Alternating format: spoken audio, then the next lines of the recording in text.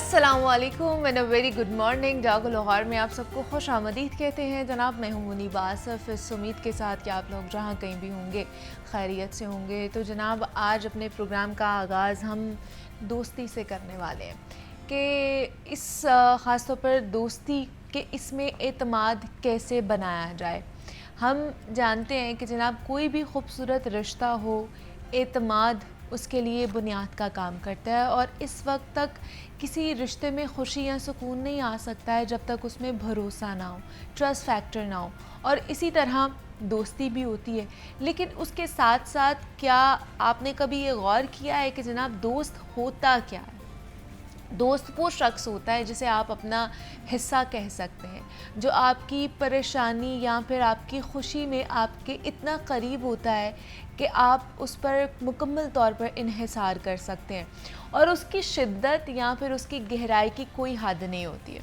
लेकिन ये मकाम, ये सहूलत आपको बहुत देर बाद जाकर ही नसीब हो सकती है, क्योंकि वक्त के साथ साथ एक दूसरे के जज्बात और एहसासात में इर्तिका होना ज़रूरी होता है। बल्कि लाजमी शर्त है कि आप एक दूसरे की जज्बाती दुनिया को जानें और एक दूसरे को पहचान सकें।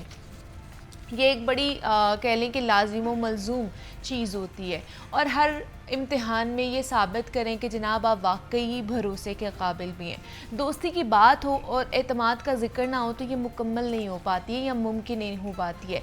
कहा जाता है कि आपका सगा भाई होता है ना, उसमें उन सारी चीज़ों का होना तो एक फ़ितरी बात हो सकती है क्योंकि जिनियाती तौर पर वो चीज़ें आपके अंदर आ जाती हैं, मगर दोस्ती में ये सारी चीज़ें इंसान ख़ुद पैदा करता है। इंसान अपने दोस्त अपने लिए ख़ुद चुनता है, इसीलिए ये रिश्ता बड़ा नाजुक होता है। मगर एक तरफ देखा जाए तो उसकी खूबसूरती भी उसी नज़ाकत में है। जब हम किसी दोस्त पर एतमाद करते हैं ना, तो दरअसल हम अपनी ज़िंदगी का एक अहम हिस्सा उसके हवाले करते हैं।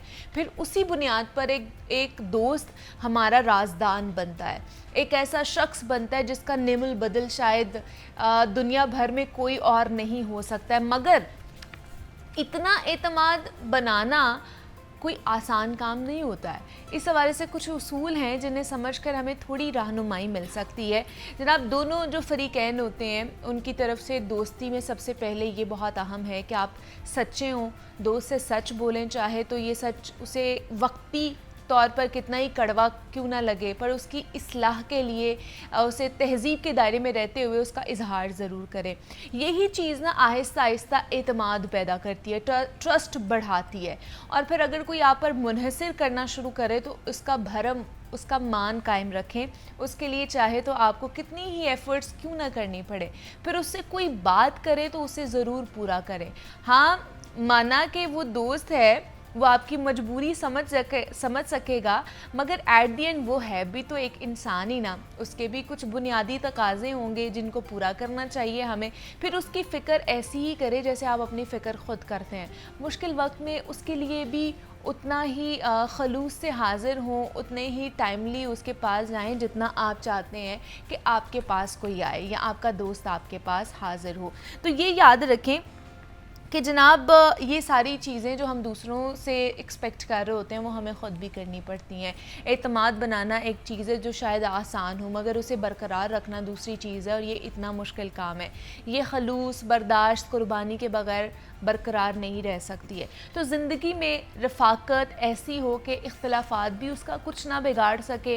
और इख्तलाफात तो हर रिश्ते में मेरे ख्याल से आते हैं, मगर इख्तलाफात के बावजूद एक दूसरे को सुनना, एक दूसरे को समझना और एक दूसरे के साथ खड़े रहना, यही असल दोस्ती होती है। और मौजू के एतबार से आखिरी उसूल यही है कि जो एतमाद देता है वही एतमाद पाता भी है। कि जो आप किसी और को कहते हैं ना कि गिव एंड टेक होता है, तो इसी तरह हर रिश्ते में आपको कुछ ना कुछ पहले देना पड़ता है और फिर आप वो एक्सपेक्ट करते हैं। तो इसलिए ये दोस्ती बड़ी नाजुक चीज़ होती है और बड़ी खूबसूरत चीज़ भी है, या खूबसूरत रिश्ता भी है। इसके भी कुछ तकाज़े हैं, इसके भी कुछ बुनियादी असूल हैं जिनके ऊपर हमें गौर व फ़िक्र करना चाहिए। तो ये आज का पैगाम था। अभी हम आगे बढ़ते हैं, कुछ अपने सेगमेंट के हवाले से बात कर लेते हैं। तो जनाब दुनिया भर में ना 7,000 से ज़ायद मुख्तलिफ़ ज़ुबानें बोली और समझी जाती हैं, और सबसे ज़्यादा बोली जाने वाली ज़ुबान अंग्रेज़ी है, उसके बाद चीनी ज़ुबान आती है और तीसरे नंबर पर है उर्दू जो हमारी कौमी ज़ुबान है। लेकिन इन सब ज़ुबानों से अलग भी एक ज़ुबान है जो हम बोल तो नहीं सकते हैं, ना ही उस ज़ुबान को अल्फाज की सूरत में अदा कर सकते हैं, लेकिन ये ज़ुबान दुनिया भर में इस्तेमाल हो रही है और लोग इस ज़ुबान के ज़रिए अपने एहसासात, अपने जज्बात दूसरों तक पहुंचाते हैं, और ये है इशारों की ज़ुबान। पाकिस्तान समेत दुनिया भर में वीक ऑफ द डेफ मनाया जा रहा है, जिसे इशारों की ज़ुबान काल में हफ़्ता कहा जाता है, और इस हफ़्ते को मनाने का मकसद यही है कि जो साइन लैंग्वेज है उसकी अहमियत को उजागर किया जाए, ताकि समाज से महरूम लोगों के हकूक़, उनको मसावी मौक़ों की फ़राहमी की अहमियत को नुमाया करने के लिए हम अपना किरदार अदा कर सकें। तो इसी वाले से हमने बात करनी है कि जो वीक ऑफ द डेफ मनाया जा रहा है इसका मकसद क्या है, साइन लैंग्वेज का मकसद क्या है और ये कितनी अहमियत रखती है। इस पर बात करने के लिए मोहम्मद नदीम साकिब साहब हमारे साथ, सादिक साहब हमारे साथ मौजूद हैं, जो कि साइन लैंग्वेज इंस्ट्रक्टर हैं। मोहम्मद नदीम साहब, आपको वेलकम कहते हैं जागो लाहौर में। कैसे हैं आप? ठीक ठाक हैं? फाइन जी, शुक्र।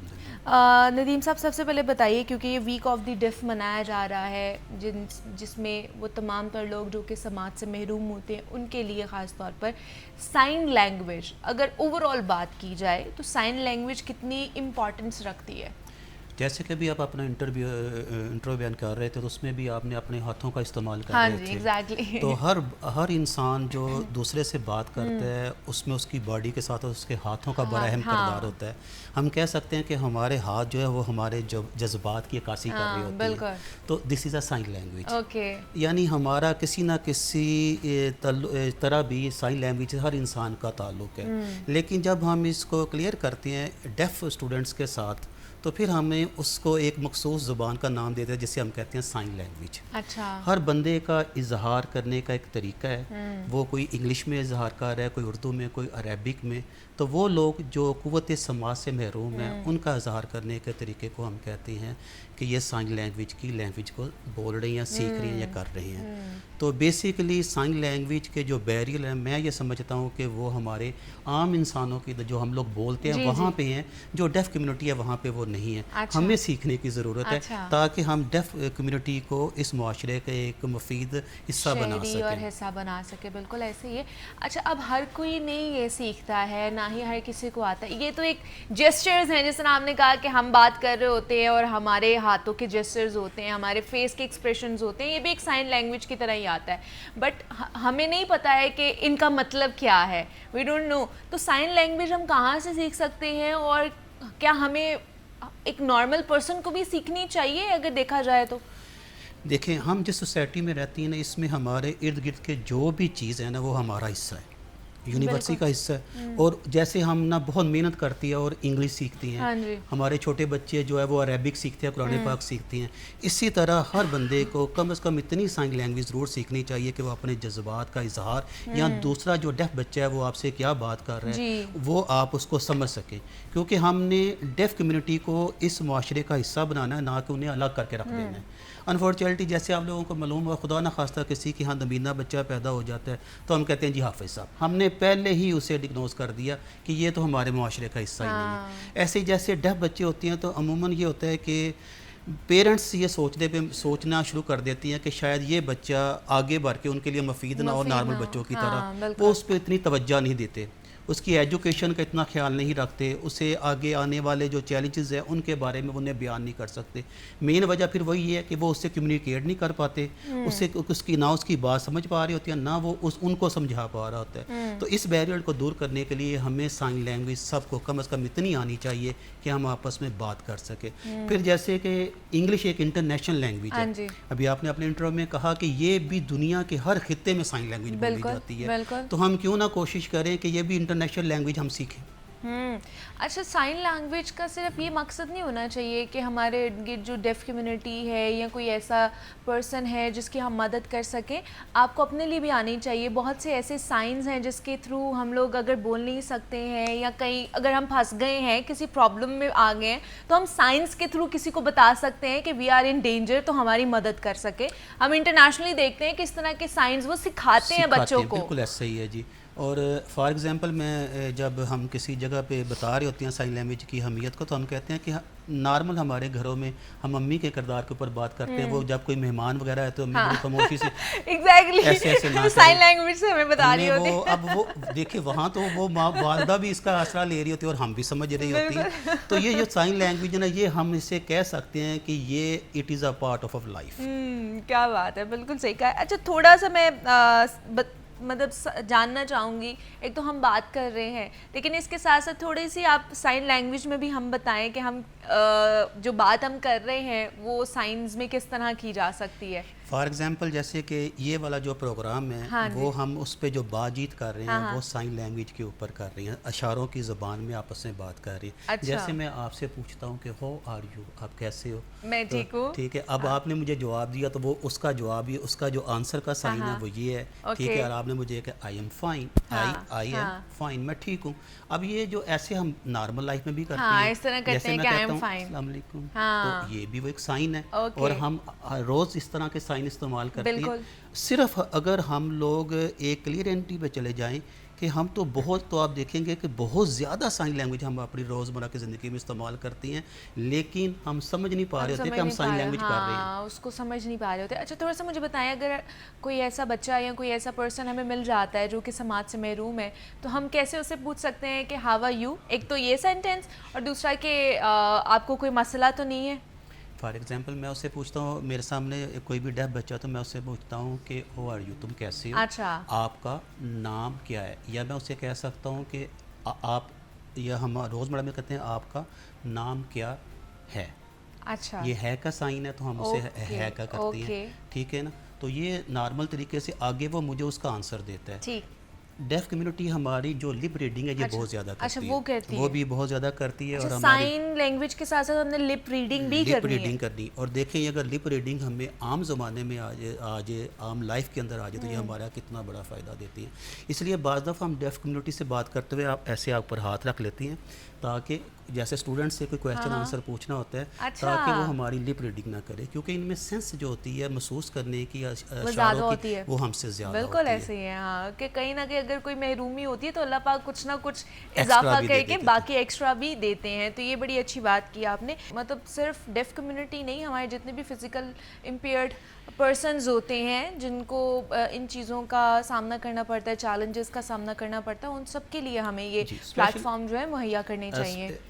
जो साइन लैंग्वेज है, it is a branch of special education. Okay, ये एक ब्रांच है स्पेशल एजुकेशन। अच्छा। अब स्पेशल एजुकेशन में जैसे आपने बताया बहुत सारी एजुकेशन है, जैसे है। हाँ जी बिल्कुल। तो ये उसकी ब्रांच, इस ब्रांच को बहुत ज़्यादा तरक्की दी जा सकती है।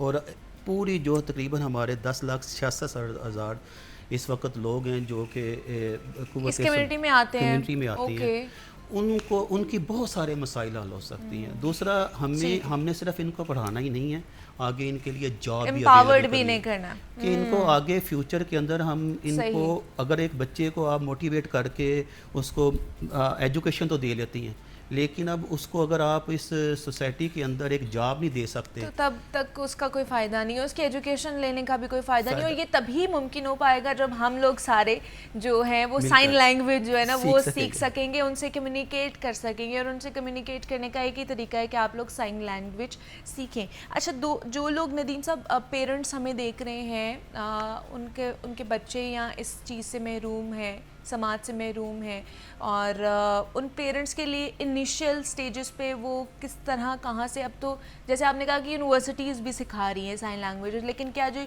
यूट्यूब से या सोशल मीडिया से भी वो सीख सकते हैं वहाँ से? बिल्कुल जी, बहुत सारे ऑनलाइन कोर्सेज़ हैं और बहुत सारी जगह से वो सीख सकते हैं। यहाँ पे मैं सबसे पहले ये बताऊँगा, जो कि ख़ासकर पाकिस्तान के अंदर एक प्रॉब्लम फेस हो रही है कि पेरेंट्स ना 2-3 साल अगर उनका बच्चा जो कि बिल्कुल इनिशियल स्टेज के ऊपर होता है वहाँ पे इसको बहुत हद तक रिकवर किया जा सकता है। तब नहीं करते हैं वो यही कहती हैं हमारी वो जो बड़ी दादी हैं नानी होती हैं, नहीं कोई बच्चा जो 2 साल के बाद बोलता है, कोई 3 साल के बाद बोलता है, वो टाइम पीरियड वो गुजार चुकी होती हैं और वो जो चीज़ रिकवर हो सकती है कुछ परसेंट पे वो हम रिकवर नहीं होती। तो जो बेसिक एज के अंदर आपको अगर ये डिग्नोज हो जाए तो आप इसको ज़रूर जो है ना इसको कंसल्ट करें डॉक्टर से और इसको इनिशियल स्टेजेस पे कवर करने की कोशिश करें। हमारे साथ मोहम्मद नदीम साहब मौजूद हैं। नदीम साहब बहुत शुक्रिया आपके वक्त का कि आप यहाँ पर आए और साइन लैंग्वेज के हवाले से हम बात कर रहे थे, उसकी इम्पोर्टेंस के हवाले से। और जनाब वज़न कम करने वाले हो जाएं खबरदार, क्योंकि हम सोशल मीडिया और ख़ास तौर पर इंटरनेट के दौर में जी रहे हैं और हर चीज़ के मसले का हल यूट्यूब से देखते हैं और अपना लेते हैं और फिर कभी चेहरे पर शाइयाँ आना शुरू हो जाती हैं तो कभी हमारे बाल जो है वो तेज़ी से गिरना शुरू हो जाते हैं। और इससे हटकर टिकटॉक पर हम कह लें कि हमारे सारे ही प्रोफेशनल डॉक्टर्स बने हुए हैं और वहाँ पर हमें बताया जा रहा होता है कि जनाब 7 दिन में 6 किलो वज़न कम करो, फ्रूट चाट खाओ या बस एक डाइट पर आ जाओ और वज़न कम करो। इसके अलावा बेशुमार वायरल डाइट्स प्लान्स दिए जाते हैं सोशल मीडिया पे ख़ास तौर पर, जिनके मुतालिक हमने आज बात करनी है कि ये जो वायरल डाइट प्लान्स हैं ये हमारी सेहत को किस तरह नुकसान पहुंचा सकते हैं या मुतासर कर सकते हैं और इनका कोई फ़ायदा भी है या नहीं है। तो इस पर आज हमने बात करनी है। तो इस पर बात करने के लिए ज़ुनैरा हुसैन हमारे साथ स्टूडियोज़ में मौजूद हैं जो कि क्लिनिकल न्यूट्रिशनिस्ट एंड डाइटिशियन हैं। ज़ुनैरा आपको वेलकम कहते हैं जागो लाहौर में। कैसी हैं आप? अल्लाह का शुक्र, आप कैसी हैं? मैं भी बिल्कुल ठीक ठाक। ज़ुनैरा, आजकल ये जो वायरल डाइट प्लान्स चल रहे हैं सोशल मीडिया पर, सारे प्रोफेशनल डॉक्टर्स और न्यूट्रिशनिस्ट बने हुए हैं, कहते हैं जनाब 7 दिन में आपका 6 किलो वज़न कम हो जाएगा, 10 किलो वज़न कम हो जाएगा, ये खा लें वो खा लें। तो ये जो डाइट प्लान्स हैं जिनको वायरल कहा जाए तो ज़्यादा बेहतर है, ये हमारी सेहत को किस तरह नुकसान पहुंचाते हैं और कितना ख़तरनाक हो सकते हैं? अच्छा Muniba, first of all thank you so much for giving me the opportunity. आपने देखा होगा कि टिकटॉक पे और सोशल मीडिया पे बहुत चीज़ें वायरल हुई होती हैं। एक चीज़ वायरल हो जाती है और लोग फिर बार बार पूछते हैं कि क्या हम इसे यूज़ कर लें, इसके क्या हेल्थ बेनिफिट्स हैं। बेसिकली जो डाइट है ना, डाइट इटसेल्फ वर्ड, इसका मतलब ये नहीं है कि आपने कुछ खाना छोड़ देना है या आपने स्टारवेशन पे चले जाना है। It is completely about your lifestyle कि आप अपने लाइफस्टाइल को किस तरह एडजस्ट करते हैं। हम लोगों ने ना अपनी लाइफ में बहुत छोटे छोटे गोल्स रखे हुए होते हैं। मैं हमेशा यही कहूँगी कि आप लॉन्ग टर्म गोल्स की तरफ क्यों नहीं जाते? क्यों हमने 2 माह में या 3 माह में ही वज़न कम करना है? क्यों नहीं हमने लाइफस्टाइल को ठीक करना अपने? तो आपने सबसे पहले देखना है कि आपका लाइफस्टाइल कैसा है। अब जो वायरल डाइट्स हैं या टिकटॉक पे आजकल 30-30-30 वाला भी एक चल रहा है ट्रेंड, अब वो हर किसी के लिए सूटेबल नहीं है। हो सकता है एक डाइट आपकी बॉडी को कुछ और इफेक्ट दे रही हो, मेरी बॉडी को कुछ और इफेक्ट दे रही हो, and there is a lack of nutrient deficiencies as well, जिसमें विटामिन मिनरल्स नहीं आपके पूरे हो रहे होते। एक कंप्लीट बैलेंस डाइट में हम हर चीज़ रिकमेंड कर रहे होते हैं एक पोर्शन कंट्रोल में। लेकिन जब आप स्टारवेशन मोड में चले जाते हैं या एक फैट डाइट की तरफ, जैसे कि एग डाइट है, बनाना डाइट है या कीटो की तरफ लोग चले जाते हैं, तो उसके बहुत एडवर्स साइड इफेक्ट्स हैं। जब भी आपने डाइट करनी है आप कोशिश करें कि आप किसी अपने डाइटिशियन से कंसल्ट करके, बिकॉज आपके वजन बढ़ने के पीछे कोई भी रीज़न हो सकती है, कोई मेडिकल इशू हो सकता है, कोई हेल्थ इशू हो सकता है, कुछ भी। तो first of all you have to identify कि आपको कोई मेडिकल इशूज तो नहीं है जिसकी वजह से आपका वजन बढ़ रहा है। और ये एक दफ़ा आपने देख लिया कि चीज़ वायरल हो रही है, उसको यूज़ करना स्टार्ट कर दिया, फिर लोग हमारे पास आते हैं कि इसके एडवर्स साइड इफेक्ट्स हैं, इसके बाल गिरना शुरू हो जाते हैं। प्रॉब्लम हो सकती है? अब जैसे आपने कीटो की बात की है, कीटो डाइट भी कर रहे हैं, फिर क्रैश डाइट्स में भी बहुत सी चीज़ें जा रही हैं, फिर जैसे सिर्फ फ्रूट्स खाने हैं या फिर आपने बनानास खाने हैं या खाली मिल्क या एग खाना है, ठीक है, एग डाइट ही पूरी करनी है, मतलब सारा दिन एग ही खाना है आपने और कुछ भी नहीं खाना। तो इसके एडवर्स साइड इफेक्ट्स क्या आ सकते हैं? हार्मोनल प्रॉब्लम क्या हो सकती है खवातीन में, उसको किस तरह आप एड्रेस करेंगे? अच्छा, इस तरह की डाइट से वजन तो बहुत जल्दी चला जाता है, ठीक है, वही आपकी बात के 1 माह में 3 kg 4 kg 5 kg, लेकिन उसके एडवर्स साइड इफेक्ट्स हैं कि आपकी नींद बहुत बुरी तरह से डिस्टर्ब हो जाती है। फीमेल्स में हार्मोनल इम्बैलेंस, क्योंकि जब ये डाइट छोड़ते हैं उसके बाद वजन तेज़ी से बाउंस बैक करता है, बिकॉज वो हेल्दी वे से तो आपने नहीं किया। इसके अलावा vitamin mineral deficiencies, vitamin D की डेफिशिएंसी हो सकती है, आयरन की डेफिशिएंसी हो सकती है, मूड स्विंग्स, एंग्जाइटी हो सकती है, आपको स्ट्रेस हो सकता है, क्योंकि हमारे पास बैलेंस न्यूट्रिएंट्स नहीं मिल रहे हमें उस डाइट से। तो इस वजह से ये सारे उसके एडवर्स साइड इफेक्ट्स हैं। नींद का ना आना, डिप्रेशन है, एंग्जाइटी है, ये सब लैक ऑफ न्यूट्रिएंट डेफिशिएंसीज की वजह से। अच्छा, बहुत सी ख़वातीन को मैंने ऐसे देखा है जिन्होंने बहुत क्रैश डाइट की भी होती है ना ज़ुनैरा, तो उनकी बॉल्डनेस होना शुरू हो जाती है, बाल इतने ज़्यादा उनके गिरते हैं कि लिटरली उनकी ऐसे लगते हैं जैसे वो गंजपन का शिकार हो गए। बिल्कुल बिल्कुल, क्योंकि देखिए बायोटिन नेचुरल एक हमारे पास इंग्रेडिएंट होता है जो कि हमारे पास डाइट में भी वैसे अवेलेबल नहीं होता, हमें एडिशनली सप्लीमेंट्स देने पड़ते हैं। आपको पता है हमारे पास डाइट भी प्योर नहीं है, और वही जब हम बिल्कुल ही क्रैश डाइट की तरफ चले जाएंगे तो सोचें कि हमारी स्किन का, हमारे बालों का, हमारे नेल्स का किस तरह से बुरी तरह से वो चीज़ें अफेक्ट कर रही होती हैं और वो ख़राब हो जाती हैं। इस वजह से आई विल रिकमेंड कि जब भी आप डाइट करें बैलेंस डाइट की तरफ जाएँ, हमेशा कम खाएँ, पोर्शन कंट्रोल की तरफ चले जाएँ, लेकिन हर चीज़ को अपनी डाइट में ऐड करना बहुत ज़रूरी है। और स्पेशली वो लोग जो मेडिकल जिनकी कंडीशंस होती हैं उनको तो मैं हमेशा रिकमेंड करती हूँ कि आप किसी डॉक्टर से या डाइटिशियन से कंसल्ट करके ही डाइट में आए। अच्छा चलिए मुझे बताएं, बहुत से लोगों को मेडिकल प्रॉब्लम्स होती हैं और उनमें भी उन्हें डाइट रिकमेंड की जाती है। कौन कौन से ऐसे प्रॉब्लम्स हैं जिनमें वो डाइट कर लें, कीटो डाइट कर लें या क्रैश डाइट कर लें तो वो उनके लिए बेनिफिशियल हो सकती है? अच्छा, सबसे पहले तो हमने आइडेंटिफाई करना है कि हमारा मेडिकल इशू क्या है। आजकल जो कॉमनली कर रहे हैं मेटाबॉलिक सिंड्रोम, जिसमें हमारे पास डायबिटीज़ है, ब्लड प्रेशर है, ओबेसिटी इज इंसुलिन रेजिस्टेंस जिसको हम कहते हैं। तो बेसिकली इंसुलिन रेजिस्टेंस को ट्रीट करने के लिए सबसे बेहतरीन हल है लो कार्ब डाइट। ठीक है, कार्बोहाइड्रेट्स जैसे कि रोटी, चावल, फल, दूध, दालें हैं, उनको हमने कम से कम इस्तेमाल करना है। शुगर का, फ्रुक्टोज का इंटेक हमने कम करना है, लेकिन एक बैलेंस्ड वे में, हमने बिल्कुल छोड़ना नहीं है।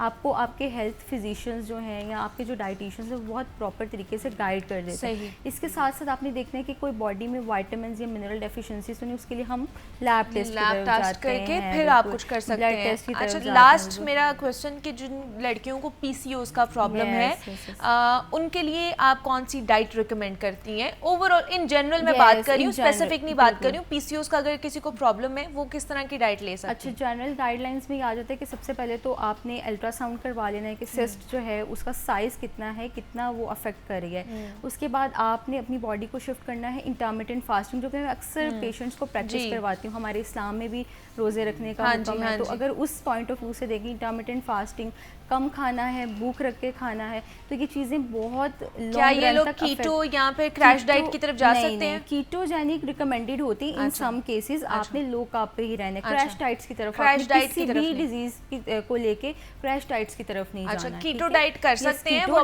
कंसल्ट करके? यस, वो भी कंसल्ट करके। और low carb diet is the best, portion control diet is the best. Lifestyle को मॉडिफाई करें, फिजिकल एक्टिविटी को इंक्लूड करें, बहुत अच्छा रोल प्ले करती है। और कुछ मार्केट में अच्छे सप्लीमेंट्स भी होते हैं, वो भी हम रिकमेंड कर देते हैं to cure PCOS with the diet. ठीक है, तो वो यही है कि बैलेंस डाइट लें और बैलेंस डाइट के साथ साथ आप सप्लीमेंट्स का इस्तेमाल कर सकते हैं, जो कि आपको एक कंसल्टेंट प्रोफेशनल बंदा ही आपको एडवाइस कर सकता है। आपने खुद से कुछ भी नहीं करना। तो हमारे साथ ज़ुनैरा हुसैन मौजूद थी स्टूडियोज़ में, क्लिनिकल न्यूट्रिशनिस्ट हैं। Zunaira, thank you so much for coming here. और जितनी भी वायरल डाइट प्लान्स हमें दिए जाते हैं सोशल मीडिया पर, उनके ऊपर हमने बात की है कि वो कितने नुकसानदेह साबित हो सकते हैं आपकी सेहत के लिए। और जनाब, अब कुछ जिगर के हवाले से बात कर लेते हैं। और जिगर की सोजिश एक ऐसा मर्ज़ है जिसमें हमारे जिगर के गिर्द ज़रूरत से ज़्यादा फ़ैट इकट्ठा हो जाता है और जिससे जिगर के काम करने की सलाहियत मुतासर होती है। इसकी दो इकसाम होती हैं, जिसमें ज़्यादातर मोटापे का शिकार लोग मुतासर होते हैं और दूसरा ये कि हाई कोलेस्ट्रोल डाइट लेने से ये बीमारी भी हो सकती है। जबकि दीगर वजूहात में हाइपरटेंशन है और ममनुआ मशरूबात का इस्तेमाल है। फ़ैट से भरपूर ग़िज़ा इसकी बहुत बड़ी वजह है, जिसमें आप मलाई, गोश्त या फिर जितनी भी फ़ैट वाली चीज़ें होती हैं वो आप खा रहे होते हैं। और जिगर की जो सोजिश है अगर वक्त पर ठीक ना हो तो ये बढ़कर जिगर के कैंसर में भी बदल सकती है। तो आज हमने फैटी लीवर के बारे में बात करना है कि ये क्या मसला है, क्या बीमारी है और इसको किस तरह हल किया जा सकता है। इस पर बात करने के लिए डॉक्टर मुनीर अहमद हमारे साथ स्टूडियोज़ में मौजूद हैं, जो कि जनरल फिजिशियन हैं। डॉक्टर साहब, आपको वेलकम कहते हैं जागो लाहौर में। कैसे हैं आप? Thank you.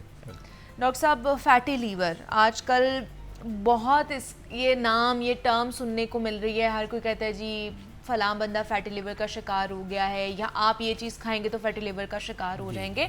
But the problem है कि हमें पता नहीं है कि फैटी लीवर है क्या और कौन लोग इसका ज़्यादा शिकार हो सकते हैं। तो ये है क्या फैटी लीवर, किस वजह से होता है?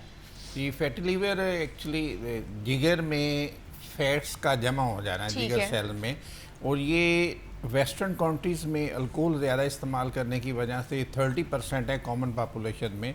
अच्छा, और अल्कोहल ज़्यादा इस्तेमाल अल्कोहल करने, की ठीक और है। एशियन कंट्रीज में 10% है। अच्छा। और यहाँ ज़्यादा, जैसा कि आपने कहा कि अगर हम फैट्स का ज़्यादा इस्तेमाल करें, ओबेसिटी हो, मोटापा हो, शुगर हो, और हम एक्सरसाइज ना करें, तो ये हमारी मेन वजूहात हैं यहाँ पे। और बाकी इसमें इनिशियली ग्रेड 1 में जिगर की सोजिश होती है, ग्रेड 2 में उसकी फाइब्रोसिस हो जाती है, ग्रेड 3 में सिरोसिस हो जाती है जिसमें जिगर काम करना छोड़ जाता अच्छा। है, और ग्रेड 4 में फेलियर होता है, और ग्रेड 5 में इसमें से कैंसर भी हो जाता है। ये बहुत कॉमन होता जा रहा है क्योंकि हमारी जो फैट की कंजम्पशन है, जंक फूड्स हैं, वो हम फ्राइड चीज़ें ज़्यादा इस्तेमाल कर रहे हैं, और उसके साथ साथ एक्सरसाइज भी और मोटापा भी इसकी वजूहात हैं। ठीक है। कुछ मेडिसिन भी हैं, और कुछ जैसे मीथोट्रेक्सिकेट है, या HIV की पेशेंट्स एंटीवायरल डिजीज मेडिसिन ज़्यादा इस्तेमाल करते हैं, या ए बीटा लिपोप्रोटीमिया हैं। लेकिन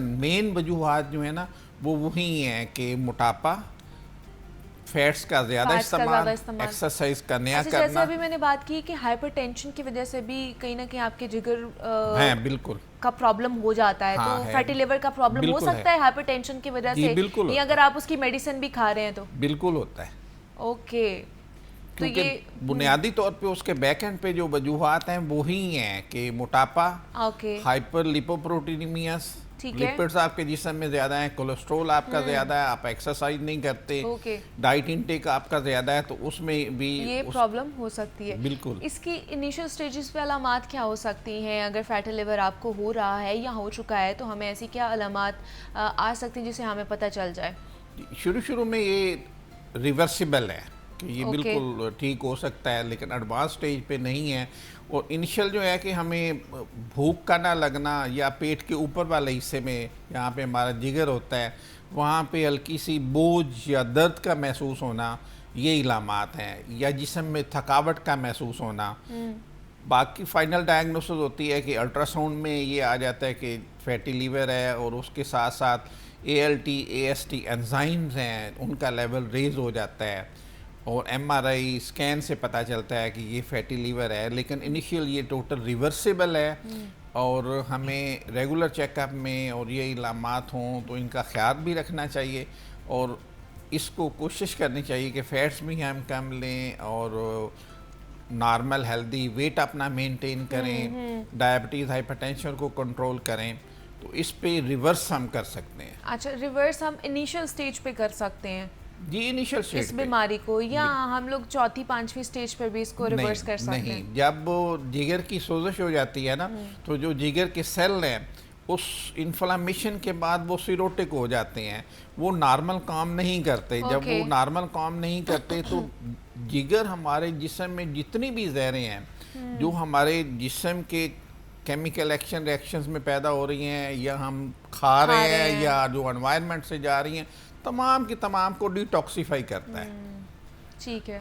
और वो डिटॉक्सिफिकेशन का अमल जो है ना, वो रुक जाता है। ओके, जिससे हमारा वो जिस्म में भी जहरीले मादे, जिगर का काम ना करना, एजिंग प्रोसेस भी ज़्यादा हो जाता है। अच्छा, इसका इलाज क्या है? अगर ये तीसरी चौथी स्टेज पे पहुंच जाता है तो इसका इलाज क्या होता है फिर? इसमें अभी डेफिनेट नहीं है कि ये ट्रीटमेंट आप लें तो हो जाएगी। अच्छा। कुछ शुगर की दवाइयाँ हैं, उसमें से ये ठीक हो जाता है, विटामिन ई से ठीक हो जाता है, जिसमें अंडर स्टडी और अंडर ट्रायल्स हैं। अच्छा। कि वो चीज़ें जो एंटीऑक्सीडेंट्स हैं और लीवर को डिटॉक्सिफाई करती हैं। ओके। स्पेसिफिक इसमें नहीं है। अच्छा। इनिशियली आप अपने लाइफस्टाइल से इसको रिवर्स कर सकते हैं, लेकिन जब सिरोसिस हो जाती है ना, सिरोसिस में तो लीवर सेल बिल्कुल जाइनस डैमेज होके वो फाइबर्स की तरह हो जाते हैं और अपना नॉर्मल काम नहीं करते। और उसके बाद जब लीवर फेलियर में चले जाते हैं, कैंसर में चले जाते हैं, तो वो स्पेसिफिक ट्रीटमेंट नहीं होती, वो तमाम की तमाम सपोर्टिव ट्रीटमेंट है।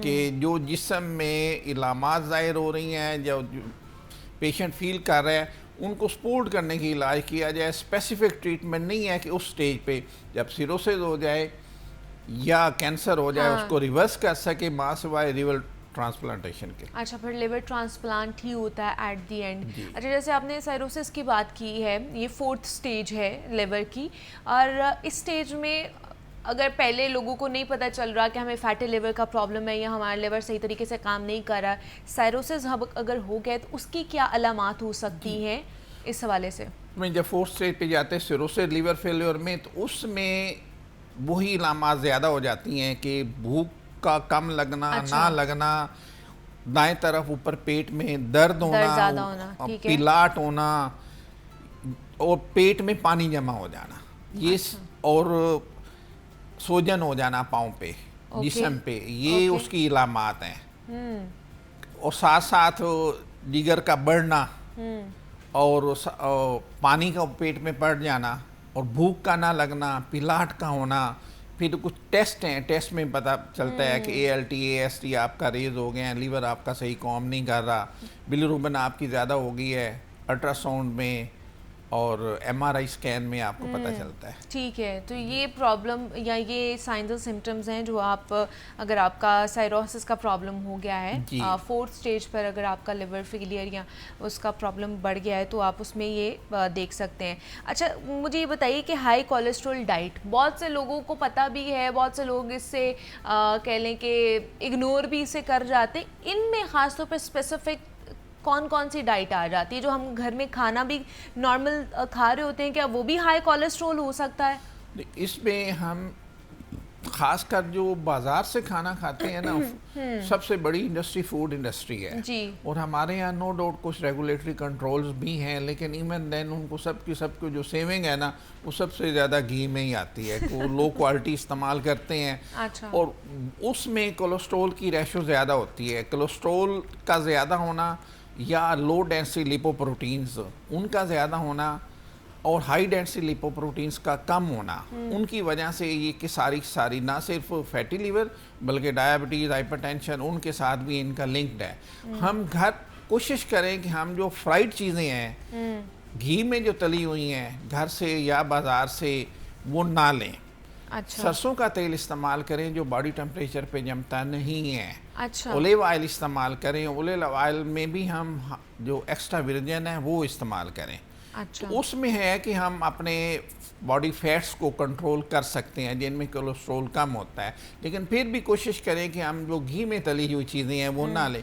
हम देखिए, हमारा फिजिशियंस कहते हैं कि हमारा दिल करे ना कि हम कोई तला हुआ चिप्स ले लें आलू का, तो हम सोचें कि क्यों ना हम खीरे का एक क्रिस्पी सा टुकड़ा खाएं जो हमारे जिस्म को, हमारे जिगर को भी ताकत देगा और सुकून और ठंडक भी देगा, और वाकई वो देता है। अच्छा, सही हम है। इन तरफ सोचना शुरू करें, उस जायके में या उस टेस्ट में ना रहें जिस्म को नुकसान होगा।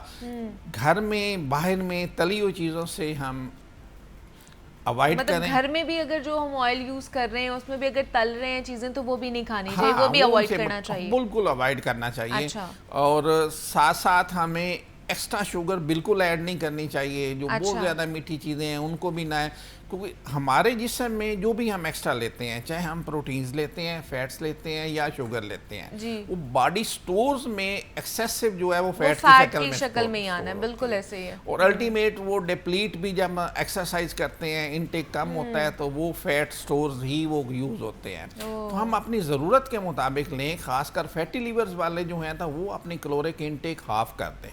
अच्छा, वो साथ वॉक, एक्सरसाइज, एरोबिक एक्सरसाइज इसको हिस्सा बनाएं। ठीक है। अच्छा, जो लोग डायबिटीज़ का शिकार होते हैं या किसी और क्रॉनिक डिजीज़ का शिकार होते हैं, उनमें भी इसके हाई चांसेस हैं कि वो फैटी लिवर का शिकार हो बहुत ज़्यादा रिस्क पे हैं। अच्छा, वो ज़्यादा रिस्क डायबिटिक पे हैं। पेशेंट जो ज़्यादा रिस्क पे हैं, हाइपरटेंशन वाले ज़्यादा रिस्क पे हैं, क्योंकि इनमें एक तो को फैक्टर्स आ गए, वही फैट्स वाले, ओबेसिटी वाले और लाइफस्टाइल के सीडेंटरी हैबिट्स वाले, एक वो को फैक्टर्स आ गए। और डायबिटीज़, हाइपरटेंशन बजाते खुद एक रिस्क फैक्टर है फैटी लिवर के लिए। ओके, तो इसलिए अपना लाइफस्टाइल जो है उसको बेहतर करें, सीडेंटरी लाइफस्टाइल से निकलने की कोशिश करें, बैलेंस डाइट लें और साथ ही साथ फिजिकल एक्टिविटी को भी अपने जो है लाइफस्टाइल का हिस्सा बनाएं। तो हमारे साथ डॉक्टर मुनीर अहमद मौजूद थे। डॉक्टर साहब, बहुत शुक्रिया आपके वक्त का कि आप यहाँ पर आए और फैटी लिवर के हवाले से हम बात कर रहे थे कि ये बीमारी है क्या और इस बीमारी से किस तरह बचा जा सकता है। तो यहाँ पे एक ब्रेक लेते हैं, मिलते हैं इस ब्रेक के बाद।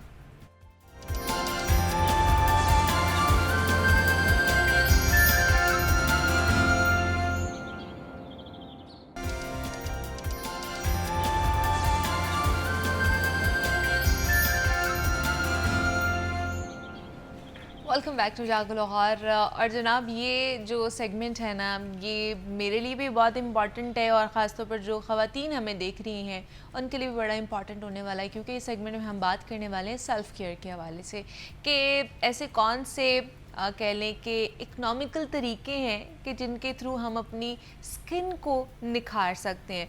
हर कोई ये चाहता है कि जनाब हमारी अगर एज बढ़ती जा रही है ना, तो उसको हमने किस तरह छुपाना है, या फिर एंटी एजिंग को हमने किस तरह प्रोसेस इसको स्लो करना है, क्योंकि हमारी जिस तरह की ग़िज़ाई आदत है ना, उसकी वजह से चेहरे पर छाइयाँ आना शुरू हो जाती हैं, या फिर हमारी स्किन की जो रौनक है, जो ग्लो है ना, वो ख़त्म हो जाती है। अब ये मसला तो एक तरफ है, कुछ लोगों की स्किन बहुत ज़्यादा ऑयली होती है जिसकी वजह से वो परेशान रहते हैं, और ऑयली होने की वजह से एक्नी बहुत ज़्यादा होना शुरू हो जाती है। इस सब में मजबूरन बहुत से लोगों को मार्केट की महंगी प्रोडक्ट्स की तरफ जाना पड़ता है और एस्थेटिक क्लिनिक की तरफ रुजू करना पड़ता है, जबकि उनका हल आप घर पे भी निकाल सकते हैं और आप अपनी सिर्फ स्किन केयर रूटीन में ही ऐसी चीज़ें या ऐसे प्रोडक्ट्स यूज़ कर सकते हैं जो कि बहुत ज़्यादा महंगे भी नहीं हो और आपको उसका रिज़ल्ट भी अच्छा मिले। दूसरा ये कि आजकल आपको पता है कि ट्रांजिशन वेदर होने वाला है, सर्दियाँ आने वाली हैं, तो ये एकदम जब हम गर्मी से सर्दी की तरफ जाते हैं तो तब भी बहुत सारे स्किन के प्रॉब्लम्स होना शुरू हो जाते हैं। तो इस ट्रांजिशन पीरियड में हमें किस तरह अपनी स्किन की जो है टेक केयर करनी है, किस तरह की स्किन केयर का ख्याल रखना है, इस पर हमने बात करनी है। इस पर बात करने के लिए डॉक्टर कंजा आफ्ताब हमारे साथ स्टूडियोज़ में मौजूद हैं, जो कि डर्माटोलॉजिस्ट हैं, स्किन स्पेशलिस्ट हैं। डॉक्टर कंजा, आपको वेलकम कहते हैं जागो लाहौर में। कैसी हैं आप? अल्हम्दुलिल्लाह बिल्कुल ठीक ठाक, आप कैसी हैं? मैं भी बिल्कुल ठीक ठाक। डॉक्टर कंजा, जिस तरह मैंने बात की है कि हम लोग सब चाहते हैं जनाब एक सर्टन एज के बाद ऑब्वियसली रिंकल्स आना शुरू हो जाते हैं, स्किन की ग्लो ख़त्म होना शुरू हो जाती है। एंटी एजिंग का जो प्रोसेस है ना, उसको स्लो डाउन करना है, उसमें क्या चीज़ें बेनिफिशियल हो सकती हैं? ठीक है जी, सबसे पहले हमेशा बात करती हूँ कि स्किन केयर जो है, हमारी स्किन केयर प्रोडक्ट्स हम क्या लगा रहे हैं, मॉर्निंग में क्या लगा रहे हैं, इवनिंग में क्या लगा रहे हैं, सारे दिन अपनी स्किन का ख्याल कैसे रख रहे हैं, वो छोटी छोटी चीज़ें होती हैं ये आपकी एजिंग के प्रोसेस को स्लो कर देती हैं। अच्छा, उसमें नंबर 1 जो आता है वो सन ब्लॉक है। Sun block is a must. Sun block आप आउटडोर्स हैं, आप इंडोर्स हैं, घर में हैं, हाउसवाइफ हैं, आपने लगाना है। अगर आप बैंक में भी जॉब करते हैं, ऑफिस में 9 to 5 हैं, तब भी आपने सन ब्लॉक मस्ट लगाना है। ये मिथ मैं हर दफ़ा ब्रेक करती हूँ कि आपने सन ब्लॉक इसलिए लगाना है क्योंकि हमारी जो LED लाइट्स हैं इनसे भी UV रेज निकलती हैं। अच्छा। और ये बहुत बड़ा कॉज है एजिंग का और रिंकलिंग अर्ली ऑन आने का, मेलाज़मा या छाइयाँ बनने का।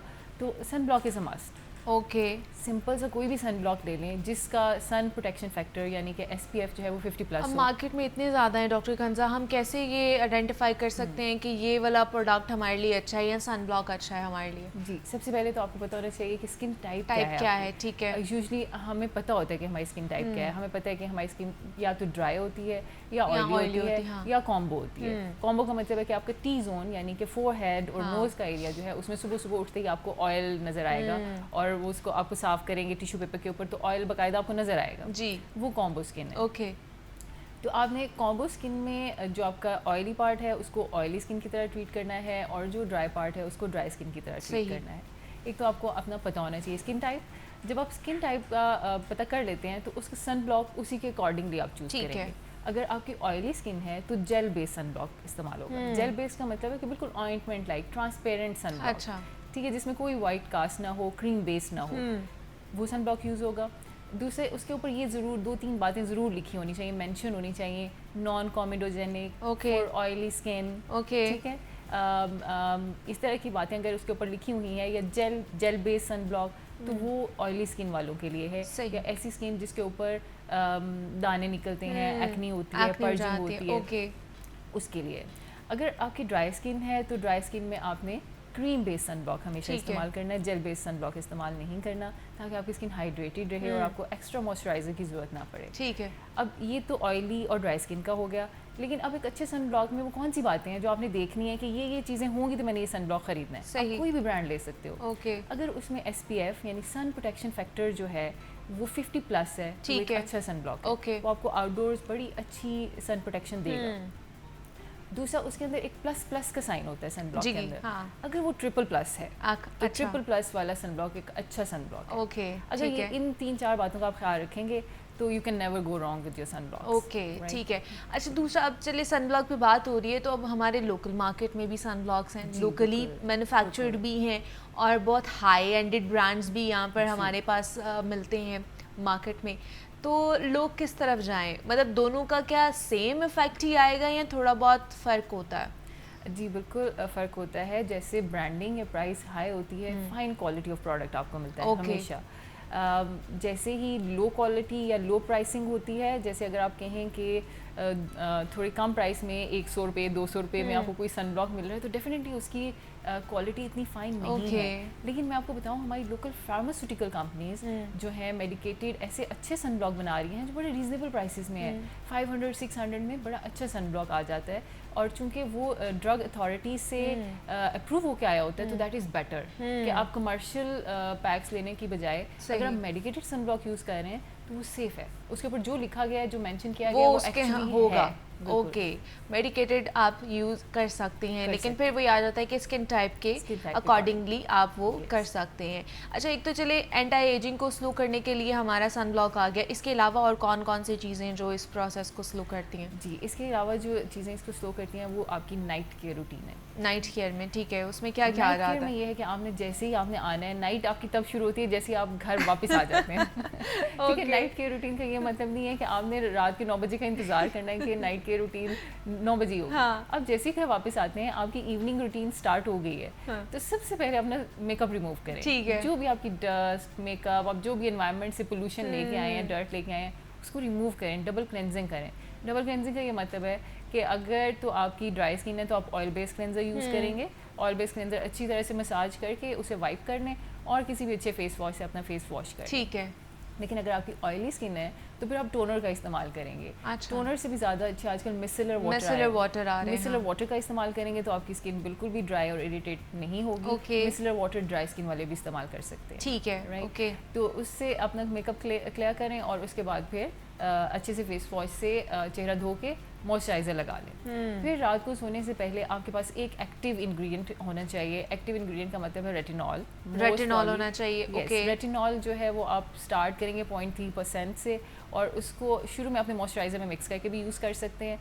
ये आपने डेली लगाना है। रेटिनॉल एक ऐसा प्रोडक्ट है जो कि चेहरे पे लगाने से एंटी एजिंग होती है, और ये ओनली टॉपिकल इंग्रेडिएंट है जिसको सिर्फ फेस पे लगाने से एंटी एजिंग होती है, और आप कुछ भी लगाएंगे तो एंटी एजिंग ये एक ही प्रोडक्ट, एक ही जो कि एविडेंस बेस्ड है, जिस पे बहुत रिसर्च हुई है। अच्छा। ये आपकी रिंकल्स को कम करेगा, आपकी एजिंग को स्लो करेगा, आपके कोलेजन को बूस्ट करेगा। Oh wow, that's good. लेकिन अगर आपको रेटिनॉल से बहुत प्रॉब्लम होती है, बहुत ड्राइनेस हो जाती है, तो आजकल बहुत अच्छे प्रोडक्ट्स आ रहे हैं पेप्टाइड्स या कोलेजन की फॉर्म में, तो आप पेप्टाइड्स की तरफ जा सकते हैं। पोटैटो, ये इसके अंदर भी एक ऐसे कहते हैं कि ब्लीचिंग इफेक्ट्स और एजेंट्स होते हैं जो आपकी स्किन लाइटनिंग की तरफ भी लेकर जा सकते हैं, तो इसका इस्तेमाल किस तरह कर सकते हैं? पोटैटो जो है ना, जैसे ही आप किचन में जाएं तो पोटैटो को सिर्फ खाने के उसमें ना सोचें। हाँ, सिर्फ फ्राइज या फिर इसका सालन न बनाएं, इसके साथ आप हैक भी कर सकते हैं, स्किन को भी बेहतर कर सकते हैं। स्किन को बेहतर कर सकते हैं। इसमें कोजिक एसिड होता है जी।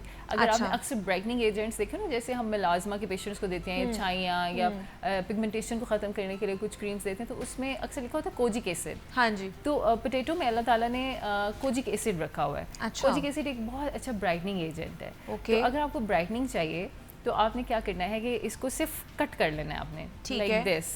ठीक है, पोटैटो लें आप किचन में हैं, कोई काम कर रहे हैं, आलू आ गया जी आपके पास, ये आलू को आपने सिंपल ऐसे कट कर लेना है। ठीक है, और इसको स्लाइस भी आप कर सकते हैं अगर आप सारा पोटैटो नहीं करना चाहते। अच्छा, इसको फ्रेश करना है, इसको कट करके रख नहीं देना आपने। अच्छा। इसको फ्रेश लेके ना तो अपनी स्किन के ऊपर रब करना शुरू कर दें ऐसे। अच्छा। Like this. ठीक है, फेस पे भी हम कर सकते हैं। फेस पे भी कर सकते हैं। ओके। अच्छा, बहुत ड्राई स्किन या सेंसिटिव स्किन वाले ये लोग ये ना करें, क्योंकि हो सकता है कि उनको इससे थोड़ी इरिटेशन हो, क्योंकि कोजिक एसिड है ना, तो वो थोड़ा सा इरिटेटिंग होता है। अच्छा। तो इसको पहले आप थोड़ा सा अपने हाथ के ऊपर ट्राई करके देखेंगे। अच्छा। 10 मिनट्स में देखेंगे कोई आपको इरिटेशन, रेडनेस तो नहीं हो रही।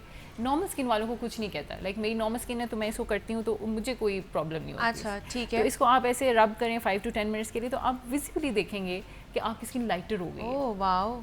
तो इसको आप डेली या ऑल्टरनेट डे पे बड़े आराम से इसको आप कर सकते हैं। मतलब इसके साथ हमें कोई और चीज़ करने की ज़रूरत नहीं है, मतलब कुछ कोई add हनी नहीं। यूज़ करते हैं, कोई योगर्ट यूज़ कर रहे होते हैं, इस जी। तरह की चीज़ें। उसमें उस सूरत में आपने इसका पानी, इसका जूस निकालना होगा। अच्छा। इसको आपने क्रश कर लेना है, ठीक है। जैसे कद्दूकश करते हैं। हाँ, हाँ। तो मलमल के कपड़े के अंदर इसका रस जो है निचोड़ लेना है। तो फिर इसके जूस के साथ आप हनी को ऐड कर सकते हैं। हनी बहुत अच्छा एंटीऑक्सीडेंट है। इसके साथ इसको आप योगर्ट के साथ मिक्स कर सकते हैं, वो भी बहुत अच्छा है स्किन के लिए। जो योगर्ट इवन आपके बालों के लिए बहुत अच्छा है, क्योंकि ये प्रोटीन मास्क का काम करता है। तो आप इसको मिक्स कर सकते हैं, लेकिन वो इसका जूस बनाना पड़ेगा उसके लिए, आप इसको डायरेक्ट नहीं कर सकते। उन लोगों के लिए जो बिल्कुल फ्री बैठे हैं और ज़्यादा काम नहीं कर सकते, वो कहते हैं कि बस कट करके डायरेक्ट लगा लें, तो इसका कोजिक एसिड आपको उतना ही फ़ायदा देगा। और क्या डेली इसका यूज़ कर सकती हैं ख़वातीन घर में या नहीं? मेरा ख्याल है कि एक दिन स्किप कर दें, एक दिन स्किप करके स्किप कर दें, ठीक और है। जिनको अच्छे इफेक्ट्स आ रहे हैं वो एक दिन स्किप करके इसको यूज़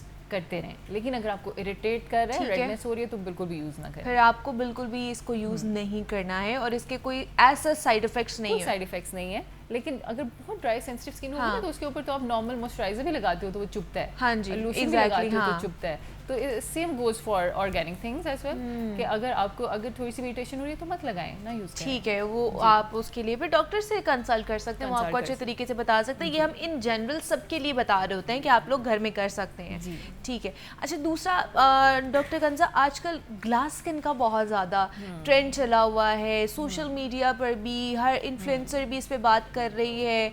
हम जिसको भी सोशल मीडिया टिकटॉक खोलते हैं तो उस पे आ जाता है आपको ग्लास स्किन चाहिए, आपको ग्लास स्किन चाहिए। ये है क्या ग्लास स्किन, और इसको किस तरह अचीव किया जा सकता है? और दूसरा ये कि इस स्किन रूटीन में राइस वाटर का बहुत ज़्यादा कहते हैं कि इस्तेमाल करें, इसका क्या बेनिफिट है?